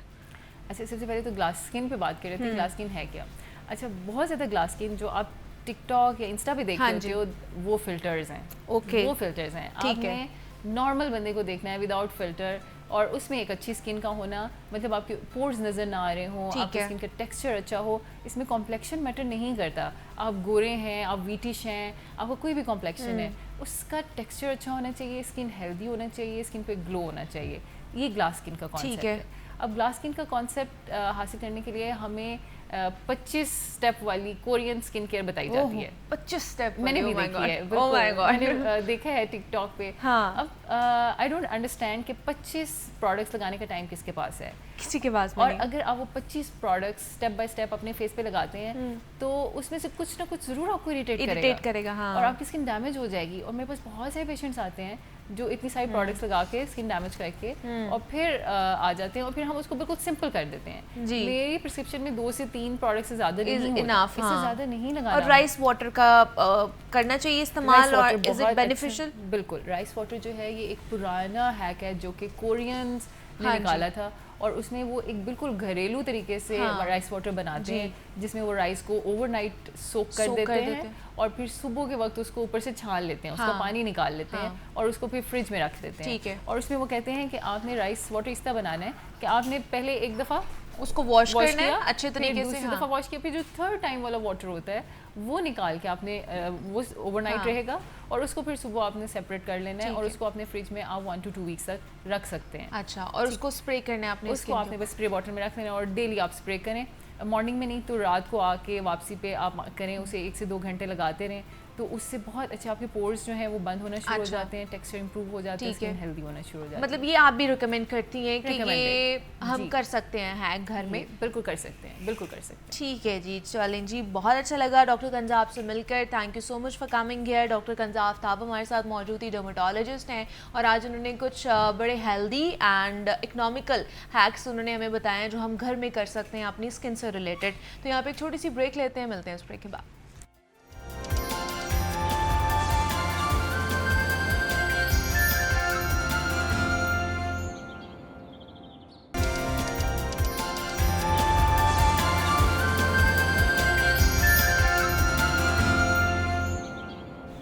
वेलकम बैक टू जागो लाहौर। जनाब, पाकिस्तान समेत पूरी दुनिया में 25 सितंबर को फार्मासिस्ट के हुकूक का आलमी दिन मनाया जाता है और पाकिस्तान का शुमार दुनिया के उन चंद ममालिक में होता है जहां पर assistant B category matric pass अफराद को भी मेडिकल स्टोर का लाइसेंस जारी किया जाता है। और ये और भी अफसोसनाक अमर है कि मुल्क में 95% मेडिकल स्टोर्स पर फार्मासिस्ट मौजूद ही नहीं होते हैं। इसके अलावा भी एक और अहम मसला, जिन 95% की बात इस टॉपिक में हो रही है, इनमें से अक्सरियत ने अपने या तो लाइसेंस किराए पे दे रखे हुए होते हैं और ख़ुद कहीं ना कहीं या तो क्लिनिक बनाकर बैठे हुए होते हैं या फिर कोई और जॉब कर रहे होते हैं। कहने को तो ये एक आम दिन है, लेकिन समझने को इंतहाई अहमियत का हामिल दिन है। तो जनाब, आज हम इस पर बात करने वाले हैं कि आज का दिन जो मनाया जा रहा है वर्ल्ड फार्मासिस्ट के हुकूक के हवाले से, इसमें एक फार्मासिस्ट का क्या किरदार हो सकता है और इसकी अहमियत को मुआशरे में तस्लीम कर लिया जाए तो मेडिकल की दुनिया में बहुत से जो मसाइल हैं ना, वो सुलझने की उम्मीद हम लोग कर सकते हैं। तो इस पर बात करने के लिए हमारे साथ स्टूडियोज़ में मोहम्मद बिलाल मौजूद हैं, जो कि नुमाइंदा लाहौर न्यूज़ है। बिलाल, आपको खुशामदीद कहते हैं जागो लाहौर में। और उनके साथ साथ नूर महर साहब ने हमें ज्वाइन किया है, जो कि सदर हैं पाकिस्तान फार्मासिस्ट लीगल फोरम के। तो सर, आपको भी वेलकम कहते हैं जागो लाहौर में। आज के दिन के हिसाब से फिर आप इसे शुरू करते हैं कि आज फार्मासिस्ट के हुकूक के हवाले से दिन मनाया जा रहा है, तो क्या मकसद है इसका और क्या हुकूक नहीं मिलते हैं हमारे फार्मासिस्ट को? देखें, पाकिस्तान में क्या पूरी दुनिया में जो हेल्थ के पिलर्स हैं ना, डॉक्टर, नर्स और फार्मासिस्ट भी उसका बुनियादी तरीन जो है वो हिस्सा है। अच्छा। और पूरी दुनिया में जो अद्वियात का कस्टोडियन है, जो अद्वियात एक डॉक्टर है, वो अगर तजवीज़ करता है तो उसको देनी फार्मासिस्ट ने फाइनल। अगर डॉक्टर जो है वो कहता है इस मरीज़ को ये अमराज हैं, डायग्नोज अगर डॉक्टर करता है तो पूरी दुनिया में फार्मासिस्ट उसकी दवाइयाँ तजवीज़ करते हैं। जी बिल्कुल ऐसे। तो पूरी दुनिया में अब क्लिनिकल फार्मासिस्ट का रोल इतना ज़्यादा बढ़ चुका है कि हर 10 बेड का हॉस्पिटल है या कोई भी हॉस्पिटल है वो फार्मासिस्ट के बगैर नामुकम्मल है। बिल्कुल। लेकिन पाकिस्तान और थर्ड वर्ल्ड कंट्रीज़ में, ख़ासतौर पे पाकिस्तान में, जहाँ पे फार्मास्यूटिकल और हेल्थ सेक्टर में करप्शन, डॉक्टरों की करप्शन अरूज पर है, उसकी वजह से फार्मासिस्ट को नुकसान हो रहा है। फार्मासिस्ट नहीं करप्शन करते? फार्मासिस्ट अद्वियात की अदला बदली और उनका गायब हो जाना, ये सारी चीज़ें भी तो उनकी तरफ से होती हैं। सिर्फ डॉक्टर्स को हम इसमें ब्लेम नहीं कर सकते हैं। नहीं, इसमें फार्मासिस्ट का कसूर जो है मैं कहता हूँ ना होने के बराबर है। अच्छा। उसकी वजह है कि जब आप जो है पाकिस्तान में, क्योंकि परचेज जो है वो ब्रांड और सिस्टम जो है वो ब्रांड्स के पे खड़ा है। अच्छा। और फार्मासिस्ट का जो रोल हॉस्पिटल्स में होना चाहिए, पहले तो हॉस्पिटल्स में आटे में नमक के बराबर फार्मासिस्ट हैं। पाकिस्तान में जितने भी डॉक्टर्स हैं या उनको जॉब्स दी जाती हैं, उसके लिहाज से फार्मासिस्ट बहुत ज़्यादा बेरोज़गार हैं। अच्छा। पंजाब में 7,000 फार्मासिस्ट जो हैं बेरोज़गार हैं और उसकी सिस्टम की बहुत सारे नकाइस है। उसकी तरफ मैं तफसील से थोड़ा सा आना चाहूँगा कि देखें, फार्मासिस्ट ने जो है ना एक फार्माको इकोनॉमिक्स, सस्ती और म्यारी दवाई जो है ना उसने बनानी भी है। अच्छा, डेटा जो मुझे आया पिछले साल 29,000 थे, आज इस दफ़ा 60,000 हो गए फार्मासिस्ट की जो तादाद है जो कि बेरोजगार है। जी, तो मतलब कि 60,000 तो नहीं है, मतलब अभी कुछ जो है ना ब्रेन ड्रेन हो गया है। अच्छा। ज़्यादा बाहर चले गए हैं। पंजाब में 7,000 हैं, बाकी सूबों में भी इसी तरह है, सिंध में है, बलूचिस्तान के PK में। तो ख़ास बलूचिस्तान के जो फार्मासिस्ट हैं वो अपनी जदोजहद बेहतर कर रहे हैं। अच्छा। उन्होंने गवर्नमेंट सेक्टर में ज़्यादा जो है की हैं। पाकिस्तान में असल में जो डॉक्टर है ना वो इतने पावरफुल हैं कि वो अपना जो क्लिनिकल फार्मासिस्ट का रोल है वो होने नहीं दे रहे। अच्छा। पाकिस्तान क्यों नहीं होने दे रहे? उसकी वजह है कि अगर इफेक्टिवनेस हो गई ना यूरोप अमेरिका की तरह फार्मासिस्ट की, क्योंकि अगर वो डॉक्टर के बजाय, क्योंकि डॉक्टर जो है ना ब्रांड लिखता है। अच्छा। वो फार्मा कंपनी से पैसे लेता है। अगर वही दवाई तजवीज़ जो है वो जेनेरिक में चली जाएगी, फार्मासिस्ट के पास अख्तियार चला जाएगा, क्लिनिकल फार्मासिस्ट का रोल बढ़ जाएगा, वो भी डॉक्टरों की तरह वो दवाइयाँ चेक करने के लिए हर बेड की विजिट करेंगे, तो वो फिर डॉक्टर कहता है कि मेरी मोनोपोली खत्म हो जाएगी। अच्छा। एक तो वजह ये है। ठीक है, ठीक है। फिर दूसरा ये है कि डॉक्टर पाकिस्तान का जो मुन्ना भाई है वो ये समझता है कि ये फार्मासिस्ट पाकिस्तान का मुन्ना भाई कौन है? देखिए, बहुत सारे डॉक्टर्स को कह रहे हैं आप? हाँ। अच्छा। इस वजह से कि वो अपने रोल का सही इस्तेमाल नहीं कर रहे। अच्छा। और फार्मासिस्ट के कामों में टांग अड़ाते हैं, उनके खिलाफ लॉबीज करते हैं। अच्छा। और जो मैं समझता हूँ जितनी भी हॉस्पिटल्स हैं ना उसमें डॉक्टर्स मेडिसिन की परचेज में, उसकी सिलेक्शन में, उसकी तमाम अमूर में फार्मासिस्ट की फार्मेसी सर्विसेज इंडिपेंडेंट होनी चाहिए, क्योंकि ड्राइव एक्ट 2012 के तहत ये रूल बन चुका है कि ड्राइव एक्ट 2012 के फार्मेसी सर्विसेज हर हॉस्पिटल में होंगी। लेकिन उसके लिए ड्राइव ने भी इस पे लेटर जारी किए हैं, पंजाब हेल्थ केयर कमीशन ने जारी किए हैं 2012 में कि इम्प्लीमेंटेशन भी तो फिर उन्होंने करानी है ना। फिर आप सारे का सारा मलबा डॉक्टर्स पे तो नहीं डाल सकते कि वो उनकी वजह से इनका हक मारा जा रहा है। इम्प्लीमेंटेशन फिर होनी चाहिए अगर कवानीन मौजूद हैं तो। ऐसा था कि कुछ जो है ना साल पहले जो पाकिस्तान में म्यू हॉस्पिटल है, इसमें कुछ 70 के करीब फार्मासिस्ट अपॉइंट किए गए। ठीक है। 4 अजीज भट्टी हॉस्पिटल गुजरात में, जना हॉस्पिटल में और जना हॉस्पिटल में। ओके, ठीक है। तो इनमें मॉडल के तौर पे अपॉइंटमेंट हुई, उससे बेहतरी आई है। अब बाकी जो है हम ये कहते हैं कि चाहे जितने तहसील हॉस्पिटल्स हैं वहाँ पे एक फार्मासिस्ट के बजाय जितने बेड्स की तादाद है हर 10 बेड पर एक फार्मासिस्ट होना चाहिए। WHO की गाइडलाइंस के मुताबिक जो है। अब लेकिन ना परचेज में फार्मासिस्ट का इफेक्टिव रोल है। डॉक्टर्स जो है ना फार्मा कंपनी से अपने बेनिफिट्स और लॉबिंग करते हैं और उसमें करप्शन है। हाँ, हमारा जो ड्रग इंस्पेक्टर का रोल है वो इफेक्टिव होना चाहिए, उसमें बहुत कोताही है। इसमें अब क्या बाकी चीजें हैं वो मैं बिलाल से पूछूंगी कि बिलाल ये तो उन्होंने सारा मलबा जो है उठा के डॉक्टर्स पे डाल दिया है कि वो फार्मासिस्ट को काम नहीं करने दे रही है, उनके हुकूक की जो है ना वो खिलाफ वर्जी हो रही है डॉक्टर्स की वजह से। वाकई ऐसा है? फार्मासिस्ट को नहीं हुकूक मिल रहे हैं पाकिस्तान में? देखिए मुनीबा, सबसे अहम चीज़ ये है कि जब हम फार्मासिस्ट की बात करती हैं तो कोई भी बंदा जो अपनी FSC में अच्छे नंबर लेता है, फर्स्ट प्रायोरिटी उसकी होती है कि वो डॉक्टर बने। जी। MBBS नहीं करता तो वो BDS कर दे। BDS में अगर मेरिट नहीं आता तो फिर आके वो फार्मासिस्ट बनता है। लेकिन जिस तरह हमारे साहब बता रहे हैं कि ये होना चाहिए, बिल्कुल होना चाहिए, हर सूरत होना चाहिए। लेकिन पाकिस्तान चूँकि एक तरक्की पजीर मुल्क है, इंफ्रास्ट्रक्चर का बहुत बड़ा इशू है। जो ये बातें कर रहे हैं, ये हमारे पास जो इंफ्रास्ट्रक्चर है ना उसका इशू है, एडमिनिस्ट्रेशन का इशू है। ये हॉस्पिटल्स की बात कर रहे हैं कि वहाँ पे जो अगर किसी हॉस्पिटल में एक फार्मासिस्ट होता है तो उसको इंडिपेंडेंट होना चाहिए।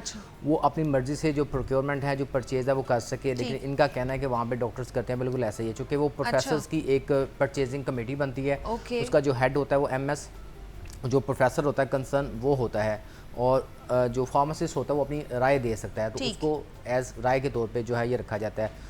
तो ये इस तरह के मामला है। अभी क्लिनिकल जो बेड्स की साइड पे इन्होंने कहा कि 10 बेड पे एक फार्मासिस्ट रखा चाहिए। अभी तो मेरा ख्याल है हमारे पास डॉक्टर्स की भी इतनी शॉर्टेज है कि अभी डॉक्टर्स पूरे नहीं हो रहे हॉस्पिटल्स के अंदर, तो फार्मासिस्ट बड़ी दूर की बात है। तो हम उम्मीद ये करते हैं कि इंफ्रास्ट्रक्चर हमारा बेहतर हो, हमारा मुल्क मज़ीद तरक्की करे ताकि इन मसाइल से हम छुटकारा हासिल कर सकें। इसमें भी कोई दोहराई नहीं है कि हमारे मुल्क में इस वक्त फार्मासिस्ट की बहुत बड़ी तादाद इस वक्त बेरोज़गार है। हाँ जी। जो मेरी इन्फॉर्मेशन के मुताबिक है पंजाब भर में तकरीबन 30,000 के करीब जो फार्मासिस्ट हैं वो बेरोज़गार है। और लोग ये कहते हैं कि जी फार्मेसी के अंदर फार्मासिस्ट मस्ट होना चाहिए। लोग ये कहते हैं कि प्राइवेट हॉस्पिटल्स के अंदर भी फार्मासिस्ट होना चाहिए। मुझे एक बात ये बताएं कि इस वक्त पाकिस्तान सिर्फ पंजाब के अंदर 50,000 से ज़ायद मेडिकल स्टोर्स हैं और उनमें से भी तकरीबन मैक्सिमम 10,000 पे मेडिकल फार्मेसीज़ पे फार्मासिस्ट मौजूद है, 40,000 से ज़ायद है ही नहीं। अच्छा, अब उसकी रीज़न ये भी है कि हमारे पास इतनी फार्मासिस्ट की प्रोडक्शन भी नहीं है।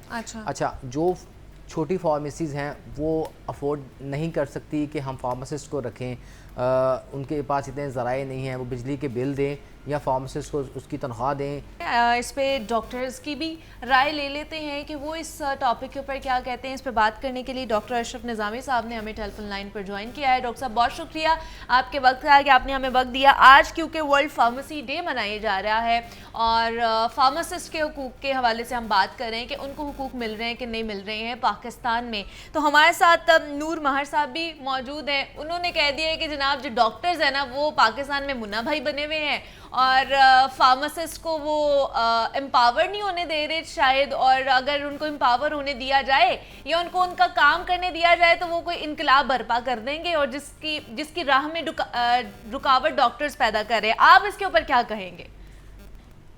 एक तो आपके जर्नलिज्म का शुक्रिया कि आपने शुरू में ये मुझे नूर साहब की खबर सुना दी कि डॉक्टर्स मुन्ना भाई बने हुए हैं और आप एक्सपेक्ट करती हो मैं कहूँ कि फार्मासिस्ट चुन्ना भाई हैं। I will not say that. मैं ये कह रही हूँ कि उनका ये स्टेटमेंट आई है, आप इसके ऊपर क्या कहेंगे कि डॉक्टर्स वाकई ऐसा कर रहे हैं? ऐसा नहीं, मैं एक थोड़ी सी, जब तक हम साइंस को साइंस के एतबार से जी हमारे जो यहाँ पे एग्जिस्टिंग टूल्स हैं उनके हवाले से, दुनिया के अंदर जिनको हम गुड प्रैक्टिसेस समझते हैं उस हवाले से, और लोगों के मसाइल के हवाले से कि फार्मासिस्ट ही मसाइल का शिकार नहीं। यहाँ पे तो हर शहरी, मतलब इसी तरह से अगर मैं आपसे कहूँ कि मुनीबा क्या आपके मसाइल नहीं है, यकीनी तौर पे हैं, मेरे मसाइल नहीं है, मेरे भी यकीनी तौर पे हैं। लेकिन जो प्रिवेलिंग सिचुएशन है कि एक डॉक्टर जो कानूनी तौर के ऊपर ही उसको इजाजत है कि वो अपने हॉस्पिटल के अंदर या अपने क्लिनिक के अंदर, not to the public, open to public, वहां पे वो मेडिकल स्टोर नहीं खोल सकता और उस मेडिकल स्टोर के ऊपर कुछ साबुने नहीं बेच सकता। ये बाकायदा तौर पे कानून है। अगर ऐसा कोई इसके ऊपर अमलदारी नहीं करते तो वो गलत करते हैं। सेकेंडली कि फार्मासिस्ट की अफादियत से किसी शख्स ने आज तक कभी कोई एक डॉक्टर नहीं है जो उससे एतराज करता हो। लेकिन क्वेश्चन ये है कि हमारे मुल्क के अंदर जो डॉक्टर फार्मेसी के अंदर जो फार्मेसी पढ़ते भी हैं, और एक कानून है कि बगैर डॉक्टर के नुस्खे के कोई फार्मासिस्ट अपनी तरफ से कोई दवाई तजवीज नहीं कर सकता। ये तो बड़ा, मतलब आपको भी पता है, एवरीबॉडी नोज। तो अगर ये ऐसा है तो जो कैप्टन ऑफ द शिप है तो वो ज्यादा ही पढ़ा होगा ना, उसको ज्यादा ही किसी चीजों के बारे में इल्म होगा। इसमें कोई शक नहीं है कि pharmacist is a member of the team, जिसने के वहाँ पे अद्वियात को देखते हैं, उसकी जो पोटेंसी है उसको देखते हैं, कितनी खानी है, क्या करना है, उसने एज अ काउंटर चेक कर लें, या उसकी ये जिम्मेदारी है जैसे कि आप कैमरामैन को कहते हैं या किसी और शख्स को कहते हैं कि ये काम करो, और वो फिर वो काम करता है, और हम उम्मीद करते हैं कि वो अपनी मतलब अच्छे अंदाज से ही काम करता होगा। इसी तरह से अगर मैं गुजारिश करूं कि फार्मासिस्ट जो है, और अभी मैं मतलब थोड़ा सुन रहा था कि जी फार्मेसी ए है, फार्मेसी बी है, हमारा तो मुतालबा रहा है हुकूमत के साथ एज अ डॉक्टर के बगैर जो प्रिस्क्रिप्शन है उसके बगैर दवाई नहीं देनी चाहिए, जैसा कि दुनिया। अब क्वेश्चन ये है कि अब डॉक्टर की फीस बेचारा मरीज देगा, दवाइयाँ 300-400% महंगी होगी, और मेरे दोस्त साहब भी इसके बारे में बहुत लाउडली ये बात कहते रहे हैं कि लोगों की दस्तरस से बाहर हो गए। तो मैं समझता हूँ कि मुनीबा इसके जो मसाइल हैं as a pharmacist, that is one thing, prevailing situation क्या है, that is another thing, और what are the ground reality, ये इंटायरली डिफरेंट चीज है। यहाँ पे जो कि एक डॉक्टर जो क्लिनिक खोलता है, क्या वो अफोर्ड करता है कि वहाँ पे वो 2 या 3 जो है फार्मासिस्ट रखे और इतना इंफ्रास्ट्रक्चर बढ़ाए? आपके सामने गली मोहल्लों के अंदर जो लोग काम कर रहे हैं वो बेचारे तो खुद मतलब खिदमत कर रहे हैं, जो हुकूमत की जिम्मेदारी है। तो मैं तो सच्ची बात है उनमें से जो हुकूमत को भी क्रिटिसाइज नहीं कर सकता, लेकिन मैं हुकूमत को तजवीज जरूर देता हूँ कि इट इज डूएबल, और यकीनी तौर पर अगर फार्मासिस्ट लोगों के कुछ मसाइल हैं तो हुकूमत को हल करना चाहिए, हॉस्पिटल के अंदर मौजूद होने चाहिए। बाकी ये कहना कि जी डॉक्टर कुछ ऐसा करता है, ये मैं समझता हूँ कि ये ओवर स्टेपिंग है। जब भी हम कोई बयान करें तो उसके अंदर हमें यकीनी तौर पे कुछ गौर करके। ठीक है जी, इन डॉक्टर साहब की साइड से हमें उनका पॉइंट ऑफ व्यू सामने आ गया है, और बड़ी अच्छी बात उन्होंने की है। डॉक्टर अशरफ निज़ामी साहब हमारे साथ मौजूद थे। डॉक्टर साहब बहुत शुक्रिया आपके वक्त का। इसका अगर क्रक्स निकालो तो मुझे समझ आई, उन्होंने कहा जी फार्मासिस्ट जो अद्वियात हैं वो एडवाइस नहीं कर सकते हैं, जो डॉक्टर की लिखी हुई अद्वियात है उनको दे सकते हैं, प्रोवाइड कर सकते हैं, एडवाइस नहीं कर सकते हैं। जी, डॉक्टर अशरफ निज़ामी साहब हमारे भी उस्ताद हैं, सबके उस्ताद हैं, बहुत सीनियर वो हैं, हमारे लिए काबिल मोहतरम है इस प्रोफेशन में।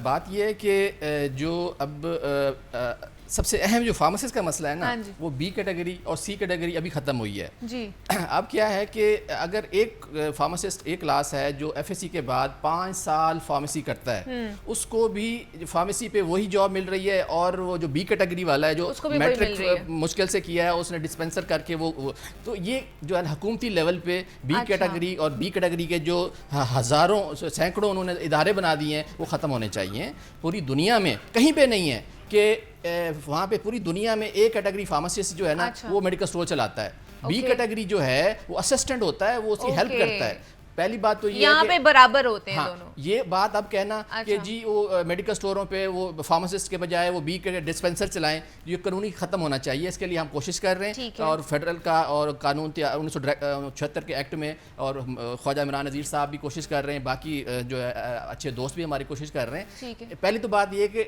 सिर्फ डॉक्टर जिम्मेदार नहीं, हुकूमत की पॉलिसीज़ भी जिम्मेदार हैं फार्मासिस्ट को बेरोजगार करने में, उसको जलील करने में। अच्छा, अब आपने कहा कि बेरोजगार करने में, मुझे बताया एक फार्मासिस्ट एक बंदा जो फार्मासिस्ट बनता है उसके ऊपर कितने पैसे लगते हैं, मतलब राउंड अबाउट कितने लग जाते हैं? सरकारी और प्राइवेट अगर देखा जाए तो देखिए जो फार्मासिस्ट बनने में ना कम से कम मतलब 5 साल 6 साल लग जाते हैं बाकी करने में, तो तकरीबन 5 करोड़ रुपया फार्मासिस्ट पे लग जाता है। फार्मासिस्ट के? जी जी Oh my God! इतनी ज्यादा फीसें 5 करोड़ नहीं लगता। आप देखें 5 फीसें करोड़ बढ़ रही हैं। 5 करोड़ तो डॉक्टर में भी नहीं मेरे ख्याल से लगता होगा। एक फार्मासिस्ट बनने में 5 करोड़ कैसे लग जाता है? पैसे लगते हैं 5 करोड़ में वो उसमें फिगर पे थोड़ा सा नहीं प्राइवेट भी अगर जाए मेरा ख्याल है टोटली उसकी 5 साल की जो फीस होगी 80 से 90 लाख रुपए है, क्योंकि 5 करोड़ तो डॉक्टर पे भी नहीं अब लगता इतना। चले इनकी बात मान लेते हैं। एक और भी चीजें हैं सरकार में तो 5 साल में तो 20-25 हज़ार रुपए पंजाब यूनिवर्सिटी की फीस है वो भी सरकारी में देखा वो भी जाए बढ़ गई है, वो भी चले लाख रुपए हो गई होगी।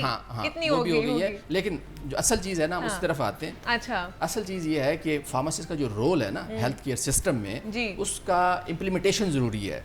देखिए यूरोप अमेरिका में स्पेशलाइज्ड फार्मासिस्ट होते हैं, वो हड्डियों के अलहदा होते हैं, हार्ट के अलहदा होते हैं, और किडनी स्पेशलिस्ट फार्मासिस्ट अलहदा होते हैं। पाकिस्तान में इस तरह की एजुकेशन सरकारी सतह पे डेवलप करने की ज़रूरत है। और दूसरी बात यह है कि गली मोहल्ले में जो बी कैटेगरी के जो डिस्पेंसरी के जो स्कूल खुल गए हैं, कॉलेज खुल गए हैं, ठीक है, तो इससे जो है ना फार्मेसी एजुकेशन भी तबाह हो रही है और म्यार भी ख़राब हो रहा है। और जो प्राइवेट जो अच्छे तो गरीब का बच्चा कहाँ जाए फिर? उसने तो उसी स्कूल में पढ़ना है ना, फिर वो हाई एलीट क्लास के स्कूल में तो नहीं जा सकता। अगर हम उन्हीं स्कूल्स को बंद कर देंगे तो वो कहाँ जाएगा? वो स्कूल्स की बात नहीं कर रहा। अच्छा, मैं कह रहा हूँ जो फार्मेसी की एजुकेशन देने के लिए एक प्रोफेशनल डिग्री है ना, ठीक है, आप क्राइटेरिया जो है उसका सख्त होना चाहिए। जब म्यार ही नहीं होगा, ठीक है, तो पूरी दुनिया में हमारे फार्मासिस्ट जो है कनाडा में, अमेरिका में, ऑस्ट्रेलिया में, दुबई में, मतलब देखें हमारे जो फार्मासिस्ट है ना तकरीबन 50% से ज़्यादा बाहर चले जाते हैं।